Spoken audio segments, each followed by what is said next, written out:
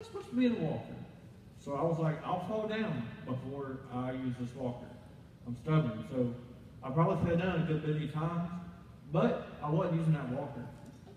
And then they said, Joshua, let's try a cane, which I would have been more okay with a cane because I could hit people with it. But when your brain doesn't work that great, which this has no effect on the tumor, this is just my brain not working great, you don't comprehend that you're supposed to use the cane to support your bad foot. So when I was walking, I was using it to support my good foot, and that would cause me to fall. So the cane, in a sense, is more hazardous than just me walking alone. So I was like, yeah, no more cane.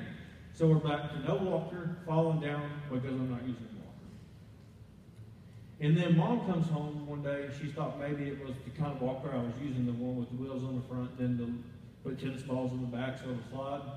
She comes home with one with 4 wheels. And we were all thinking, woo, 4 wheels. Well, no. Because 4 wheels means once it starts going, it's going. So you got me, y'all saw me walking, it ain't a pretty sight. And that was slow, so imagine semi-running, although we know there's no running involved with me, as you could tell. And so we were going down the hallway, and Mom's like, Joshua, slow down. And I'm like, Mom, I can't. And I think it was my buddy Justin, he was like, Joshua, slow down. I'm like, Justin, I can't. So I'm going down the hallway, and I got Mom and Justin running after me. And you can see it being funny because I look pretty easy to catch. But if you would have been there, I wasn't easy to catch. I was going.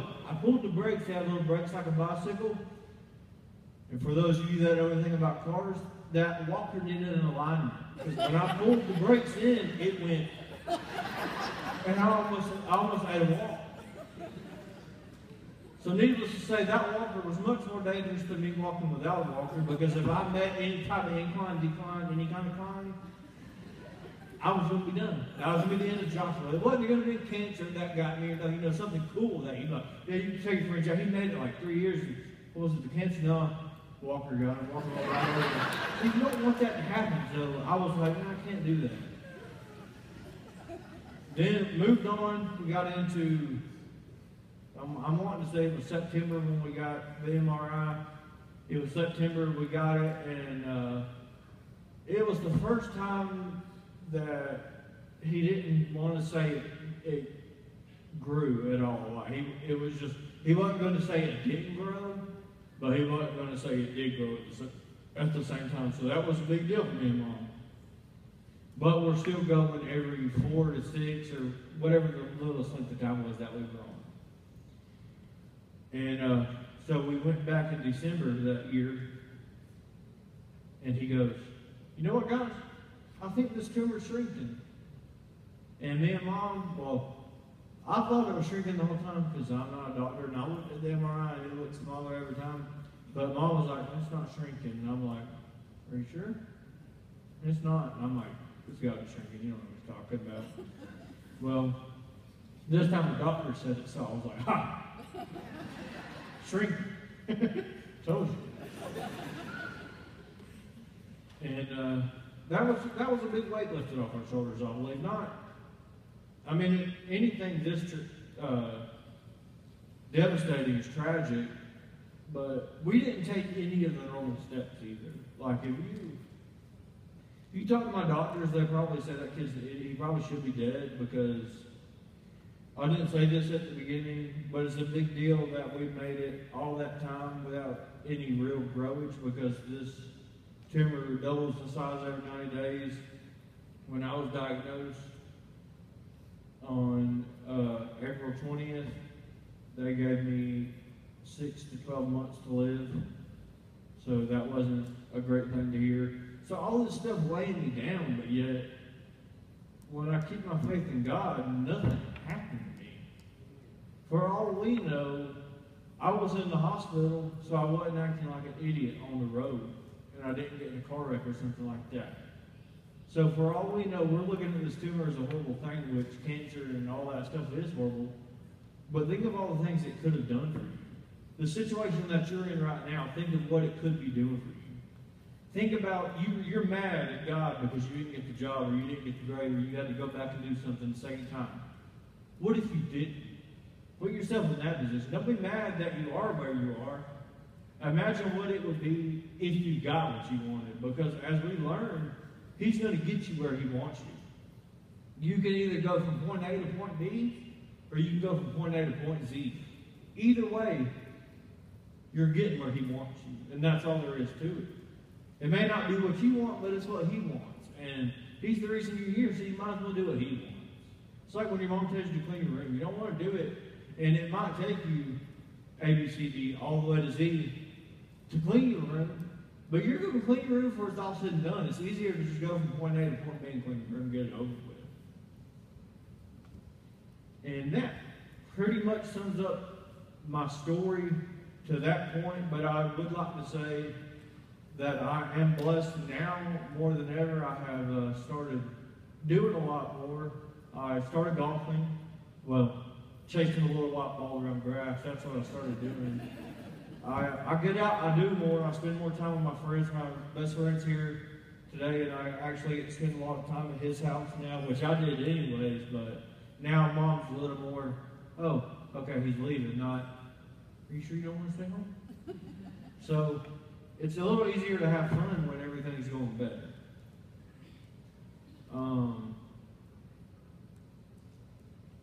I have a lovely girlfriend now, who's been brought into my life, and a lovely family of that girlfriend, who's also been brought into my life.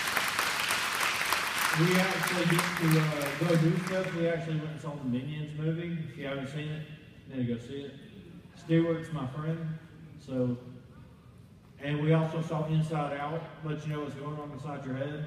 In case you're wondering how you get mad or any of that stuff, or what a brain freeze looks like, you need to go see that movie. Very, very detailed. Very detailed. Very good.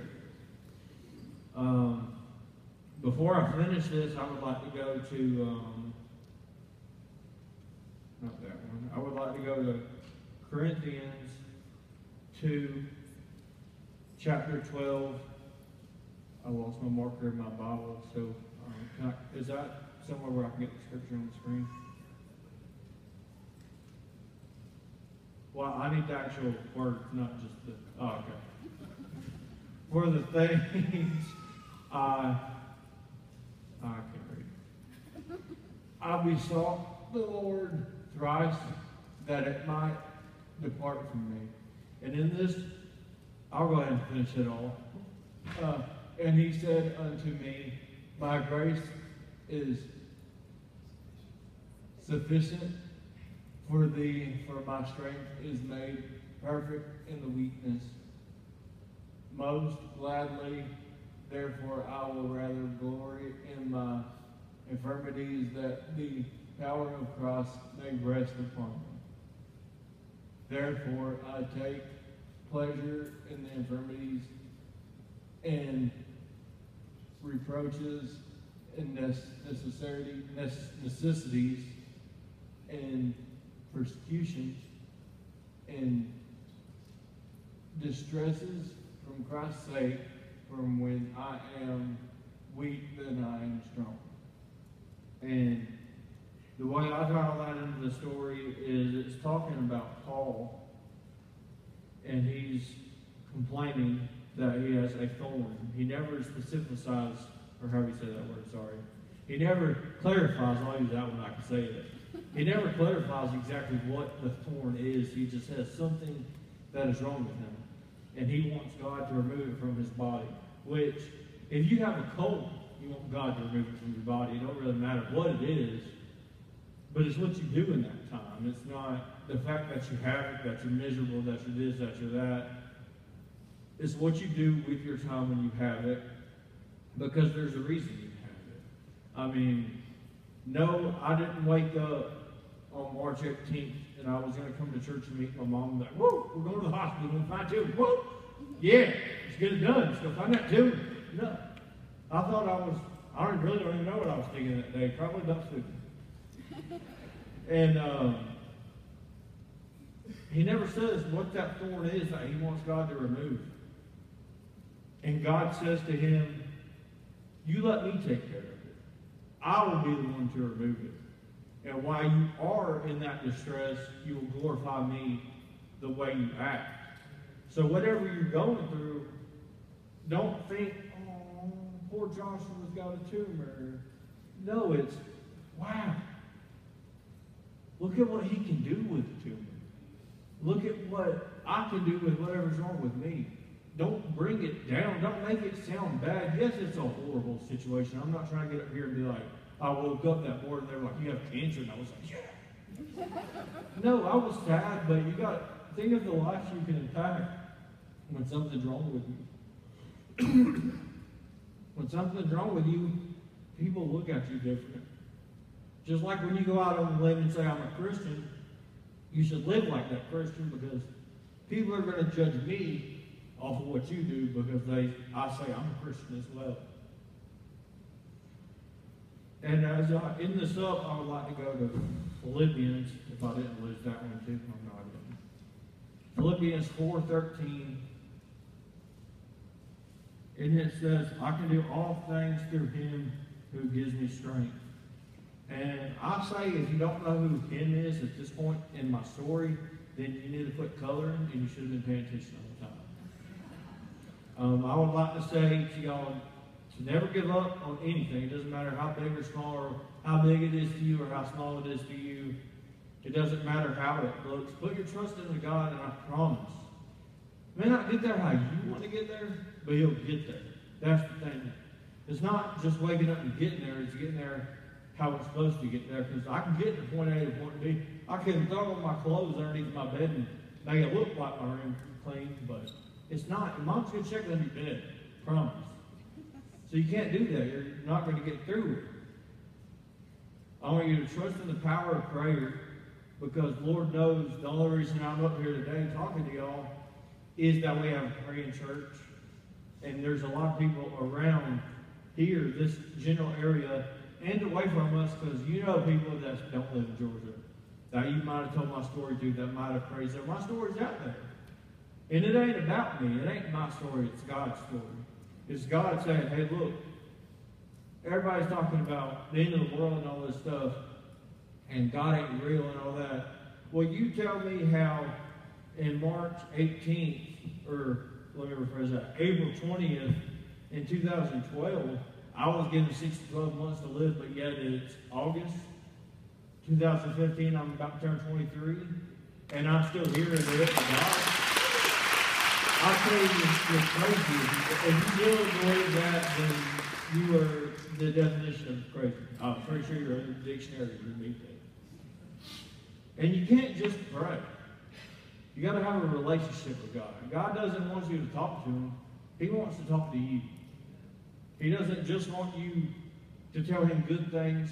He wants to know when you're mad at him. I mean, Lord knows I've had some prayers in the past couple of years that probably weren't too friendly. But he knows you're thinking it. Go ahead and say it. And I would like to thank my mom and my stepdad for getting me through this, because without them, there ain't no way. I want to give a big thanks to my church family, because without Calvary, we definitely wouldn't be where we are today. And I don't know if this is remembered by a lot of people, but I'd like to give a big thanks to Bane. And I'd like to give a big thanks to Robbie Priest for putting on the motorcycle run, which helped our family a lot before we went out to Texas. You guys made a great memory to take to Texas with me, even though if you have a chance to go to Texas, I wouldn't take it. Unless you have family. I'm not down in your family, but if you're just going to Texas, I wouldn't go. They got mosquitoes out there as big as birds. You can hit them with a car windshield. They don't die. They just like get mad and fly out, you know. And I taste good, apparently, because mosquitoes love me. So Texas wasn't the place for me. And I have one more thing I'd like to say, and that is starting on August 23rd, we got the Excellences of God, Experiencing God, at the Whitfield House at what time? 5:30? At 5:30, I will be there. And if I'm there, there's snacks. So y'all come 5:30, right down the road here, really not too far, about 5 minutes. There'll be snacks. And for those of you that came to our first one,